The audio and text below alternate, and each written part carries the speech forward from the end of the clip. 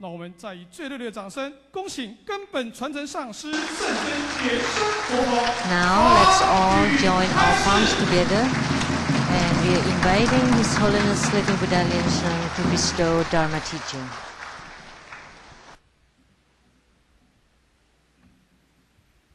敬礼了明和尚。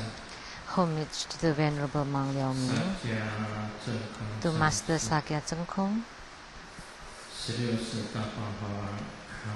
to the 16th Dharma King Karmapa, and Master Tukten Dorji. Homage to the three jewels of the altar. Homage to the main deity of today's Homa, the Vajrayana Doja Pamo, main deity. Simu, all masters, Dharma educators, Dharma teachers, Dharma lecturers, assistant Dharma teachers, temple directors, all disciples, everyone present here and over the internet, and our guests of honors today, my father, the Venerable Lu Ersun, my sister Lu Seng-mei,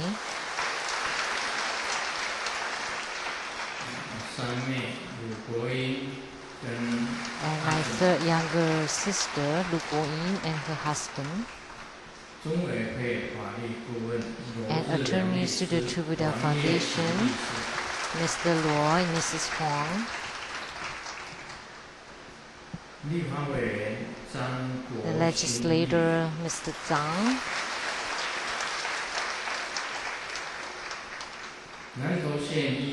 from Nantou County Council, a representative to the councilman Xu Zhuang,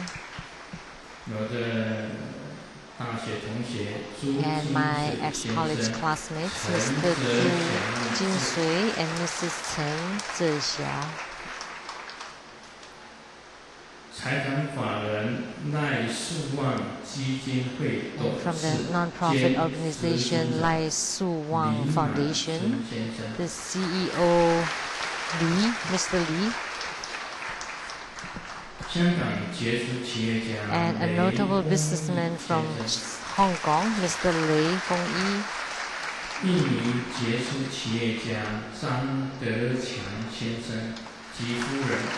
and a notable businessman from Indonesia, Mr. and Mrs. Tsang, and notable businessman from Indonesia, Mr. and Mrs. Guan,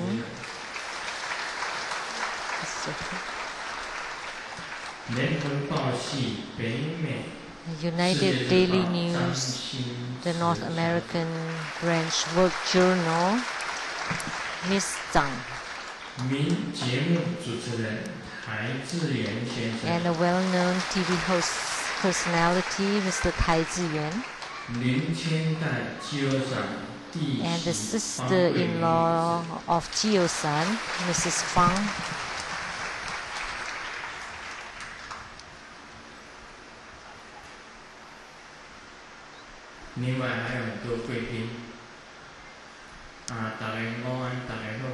and many other guests of honors. Everyone, good afternoon. How do you do?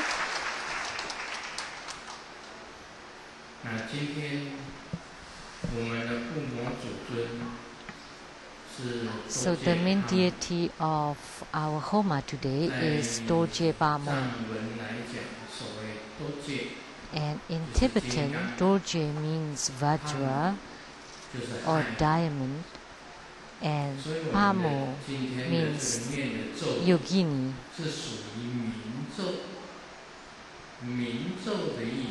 And so the mantra we recited today is the mantra based on her name.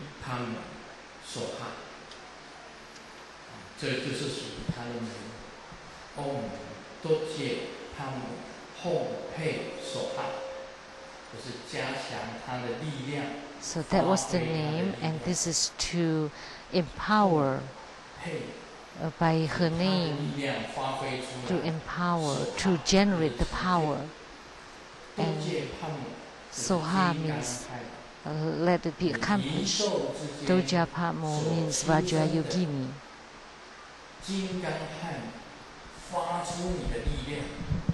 So, born out of the universe, Doje Pamo, and let it all be accomplished. That's the meaning of the mantra. And according to the teachings of Sakyamuni Buddha,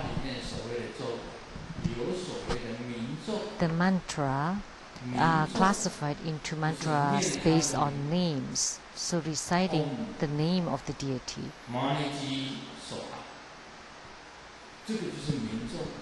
So Om Moniji Soha, that's also name mantra. Mantra based on the name. So that's to recite her name, Mariji. And the merit mantra or heart mantra and name mantra.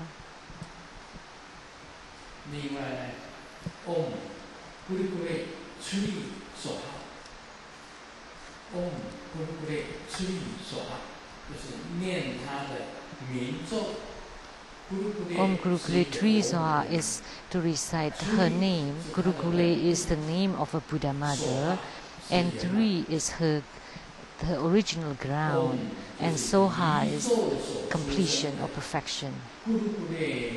So out of the universe, that was born out of the universe, the Gurukule, and her original ground is the Western paradise, and in completion and perfection let all be accomplished. So many mantras are name mantra, like Om Doje Pamo Hum Be Soha. That's to recite her name mantra. And then there's also heart mantra and merit mantra.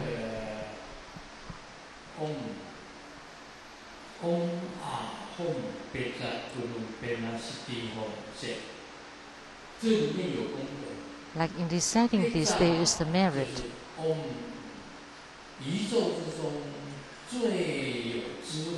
So the Beja is one that is most wise of the universe, and Guru is teacher,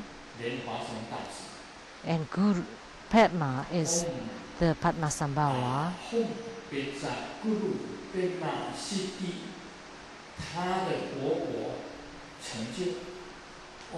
and let his Buddha land be accomplished.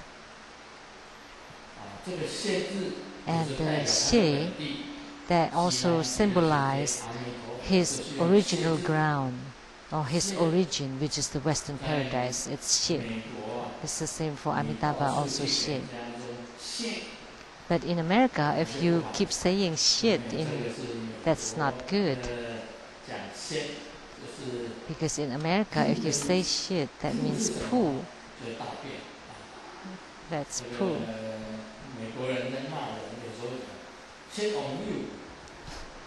So Americans sometimes curse shit on you, or poo on you. So that's a curse. But it's very interesting that curse actually is also a mantra. And so Amitabha's pure line is symbolized by shit. So we know that's the origin of Amitabha. So the deity that we practice today, Doje Pamo, and with Guru Padmasambhava and Shentoma, which is Singamuga, the lion-faced Dakini. Om Shentoma Soha. Om Shentoma Hong Pei. So Om Shentoma Hong Pei is to generate the power of Singamukha. They all have wisdom because they are holding Kachanga. Kachanga is the heavenly staff. It's called Kachanga in Tibetan. So they're holding this Kachanga to represent power. So these three deities, Singamukha, Guru Padmasambhava, and Vajrayogini, their power, their majestic power are incredible. And the Singamukha has great power, but her guru, her teacher is Vajrayogini. And then above Vajrayogini, in the highest place is the Prajna Buddha Mother.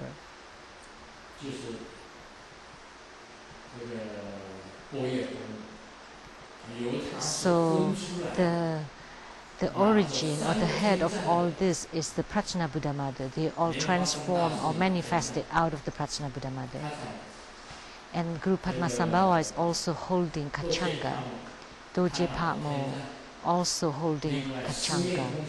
And Singamukha is also holding Kachanga. So the origins are the same. So this Vajrayogini or Doje Patmo can be said that her manifestations and transformation can help all yogi or tantric practitioners to attain fruition in the inner fire practices or tumo practice. So there is the inner fire meditation or samadhi in tantric practices. She represents fire, and the short A, 6 syllable, and her figure or her posture is with the right feet, right leg bent, and standing on one leg, which is the left leg. And then the short A syllable to transform to become Vajrayogini and to let her ignite the inner fire.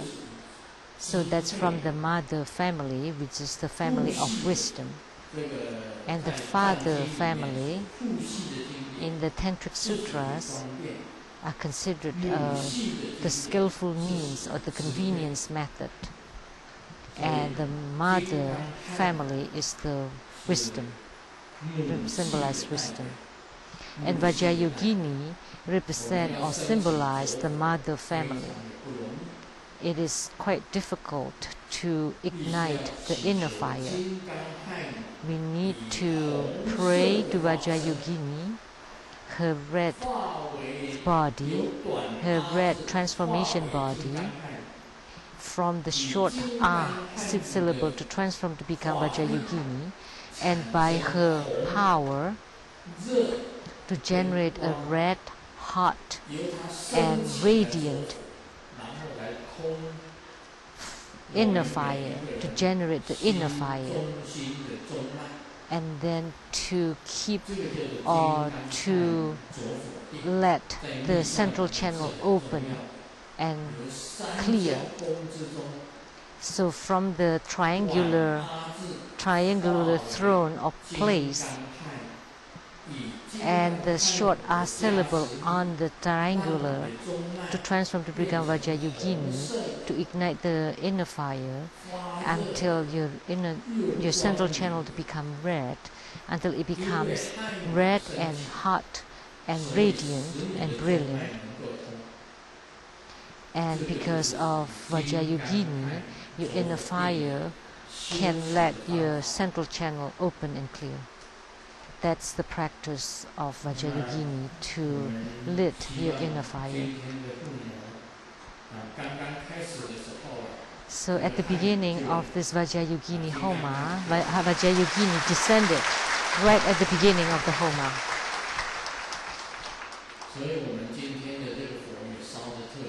So today's fire was blazing very, very hard from the beginning to end. That Vajrayogini always here and to ask Vajrayogini to help all sentient beings so that all the brother spirits can be guided to Amitabha's Pure Land.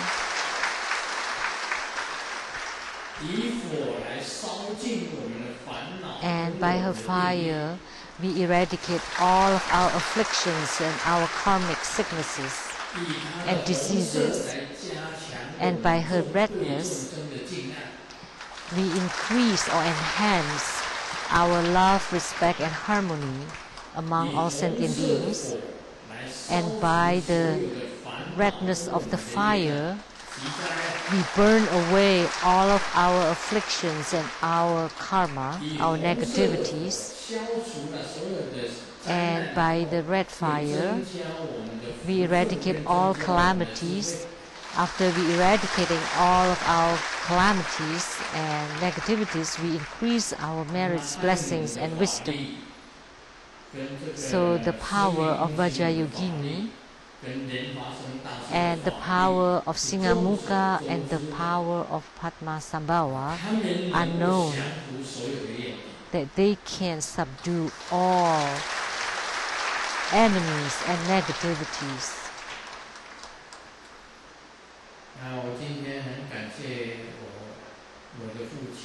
And today I'm very grateful to my father to participate in this ceremony.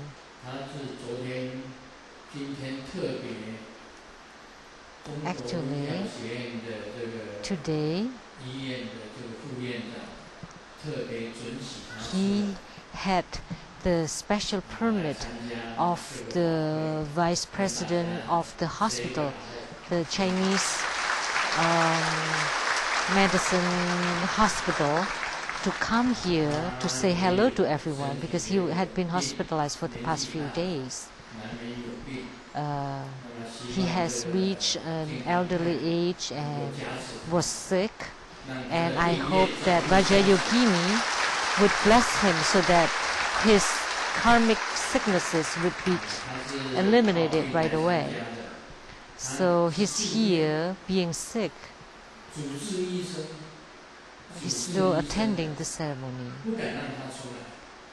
He was hospitalized and he was not allowed to leave the hospital by his attending physician, but he asked for permission to come attend the ceremony and then return to the hospital afterwards. So his spirit is admirable.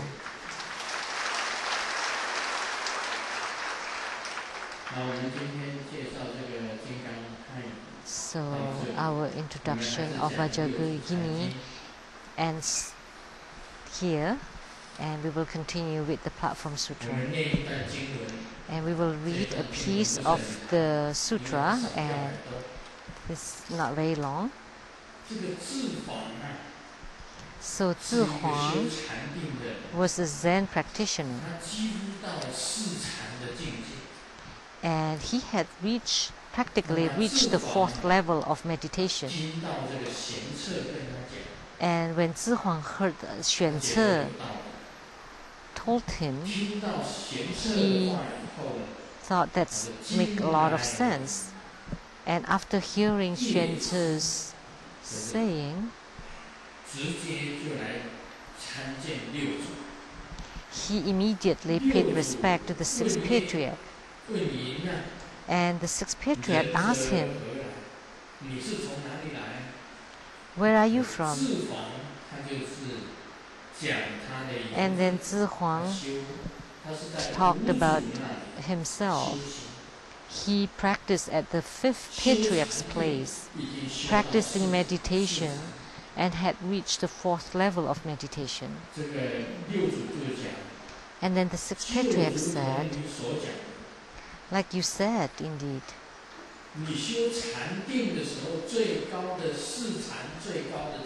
When you're practicing meditation, the highest level of meditation, the 4th level, is the the heavenly realms of no thought and no non-thought, that's the fourth level of meditation.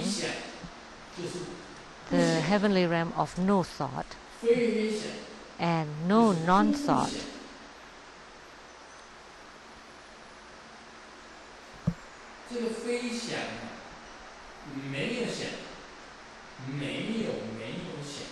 So no thought, the realm of no thought and no non-thought, that's the finest realm of meditation.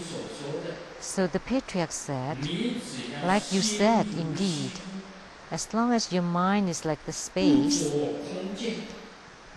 yet not grasping that it is empty, this alone is hard. The other day, Dharma brother Tiante,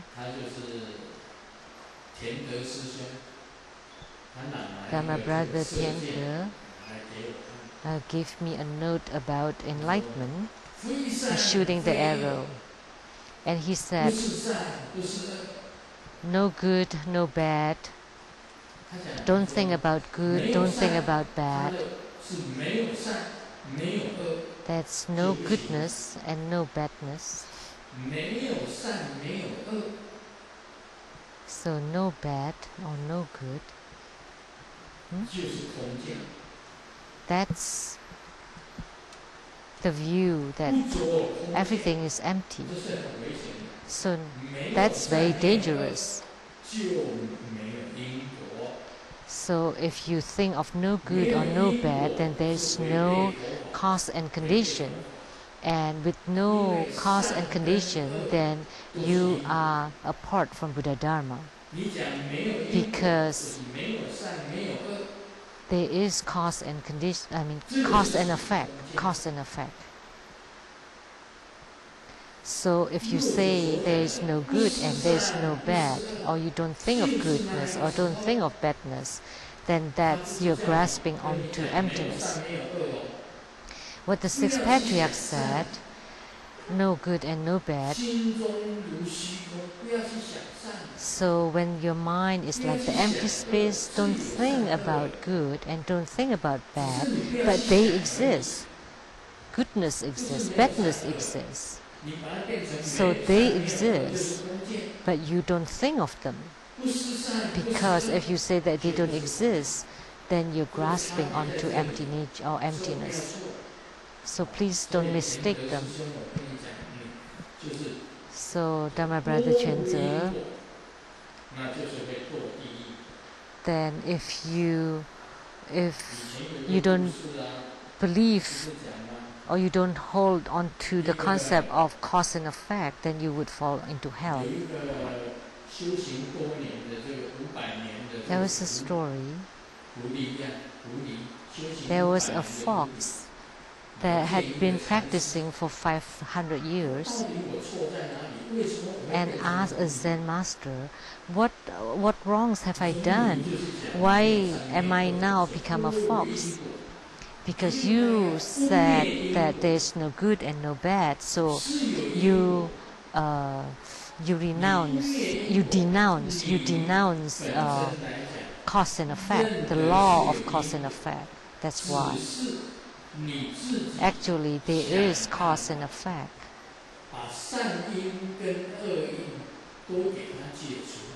But you need to resolve the cause of good karma and of bad karma. So you don't eliminate or extinguish the karma, but you are unaffected by it.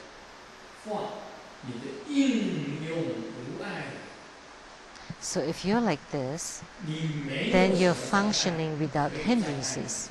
Nothing can obstruct or hinder you.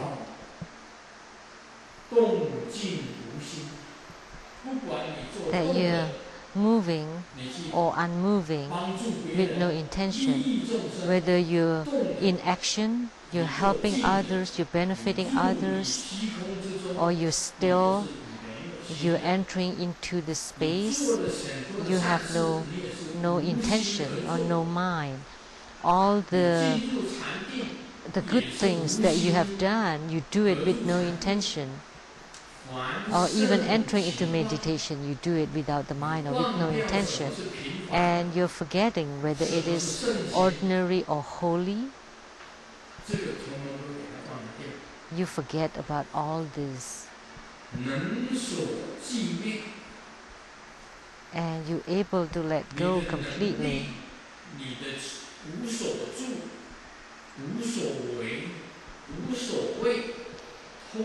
That you are non-dwelling and you don't care.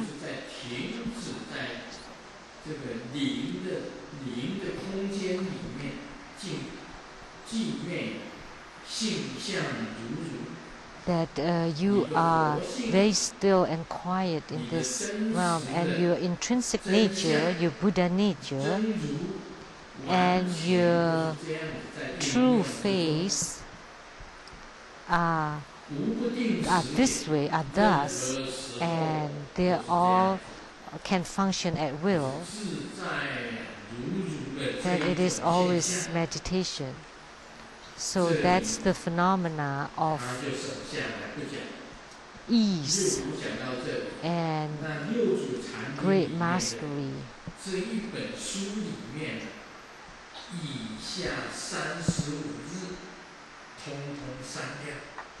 So then and there, Huang was truly enlightened.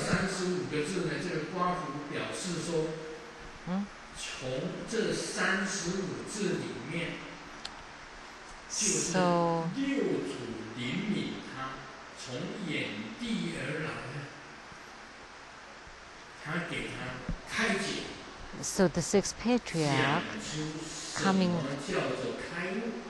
had give the fifth instruction. What is enlightenment? What is seeing the Buddha nature? What is seeing the way?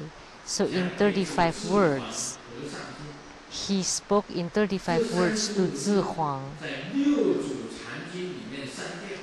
So these 35 words were eliminated from the Platform Sutra, and these 35 words that were spoken, only His Holiness, only Grandmaster Lu knows.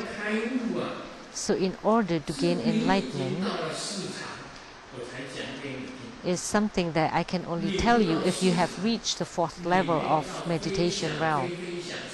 If you have not reached the heavenly realm of no thought and no non-thought, it is very difficult to enter into the realm of the four sages.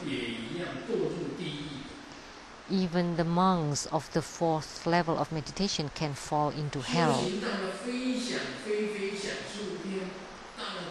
That even in your spiritual cultivation, you reach the fourth level of meditation, and in the most subtle or the finest mind, and the sixth patriarch spoke 35 words to pinpoint to Zi Huang, he immediately truly enlightened. And the meditation practice of the past 20 years, when he thought he had attained the way, actually was unrelated to whether you're enlightened or not. So that night, a commoner in Hebei,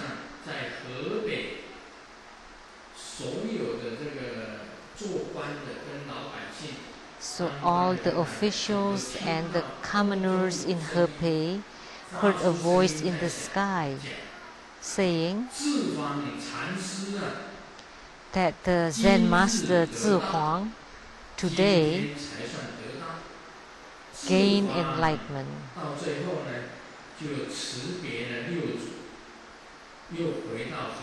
And after leaving the patriarch, Zi Huang returned to Hebei, where he enlightened many others.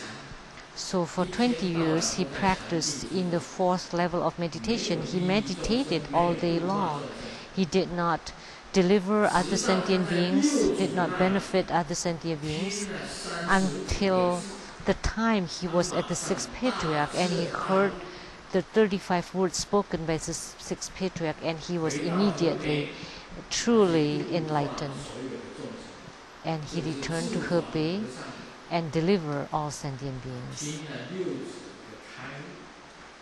So this was the enlightenment words of Zi Huang that Zi Huang heard from the sixth patriarch, and finally he was ultimately enlightened.